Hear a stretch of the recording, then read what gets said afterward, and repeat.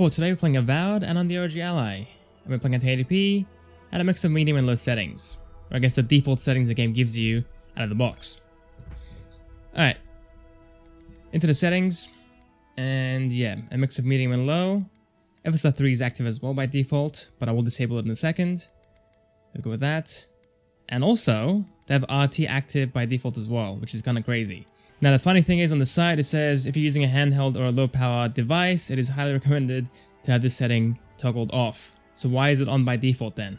It makes no sense. Disable this, I'll restart the game, and I'll come back in, we can see how we got to 1080p.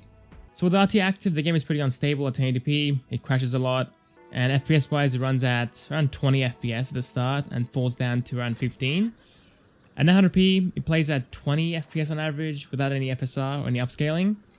So it's not great, obviously, but this system is not really an RT system anyway, so no surprises there. Alright, playing the game now at 1080p with no RT and no FSR. We are sitting at 20 FPS here.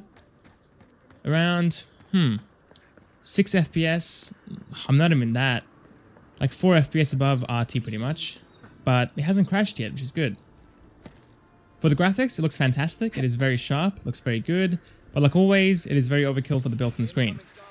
If you are playing on a TV or a bigger screen, it makes sense to play at 1080p. But again, on the built-in one, I would pick 720p or 900p. Ideally, 900p, but in those heavier scenes, you might be forced down to 720p as well. Let's go past all these guys.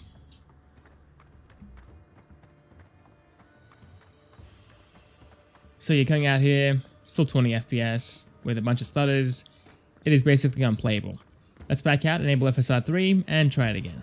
Playing with FSR 3, we're now sitting at 30 FPS. Good FPS bump. And for the graphics, pretty similar, looks pretty similar. Still, I would keep this for a TV or bigger screen. Just playing in dock mode pretty much. Because again, the game is sitting at 30 FPS. We are GPU bound with a bunch of stutters. So, yeah, I think 900p is the way to go for this one. I'm gonna guess probably 40 FPS maybe with FSR. But even that might be too much.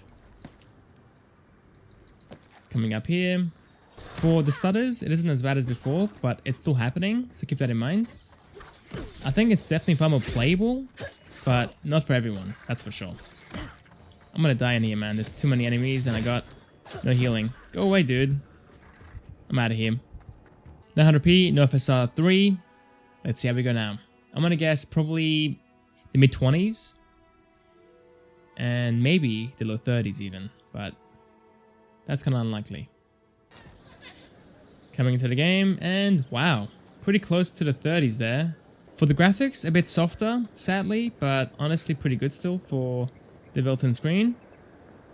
And over here, it is the mid-20s almost.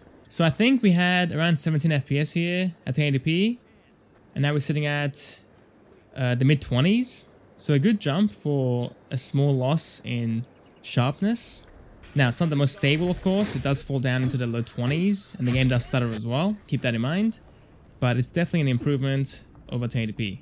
And also, one quick thing. The game does ghost as well.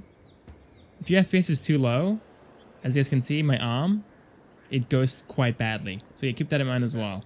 But on a controller, 30 FPS feels okay, so not really an issue, is it?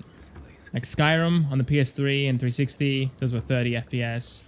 So for a handheld, it's doing pretty good, to be honest. Alright, FSR 3 active at 100p, and we are sitting at around 30 to 40 FPS. In this section, it's the mid-30s. FPS-wise, guys, it does fine. It's definitely playable, but the stutters are just too much. It's happening every second, so I don't know. And even now, the FPS does fall down below 30. So on average, it's the mid-30s, but it can fall below it into the high 20s, and can go as high as the low 40s. 720p no FSR, and we're sitting at the low 30s and the mid 30s. So a bit lower than 900p with FSR 3 active. For the graphics, again a bit softer than 100p, so we're going quite low now. It isn't as good, to be honest. I would probably choose 900p if I was playing the game. But again, the stutters are pretty crazy back there, so really up to you. It is on Game Pass, and again, if you have an ROG Ally that's new, you should have 3 months of free Game Pass. So just try it out. see if it's playable for you, but for me, this one's kind of rough, to be honest. Even now, it is stuttering quite badly. FSR 3 active, and we're now sitting into the mid-40s. The stutters are still here, guys. Maybe it's not as bad as before.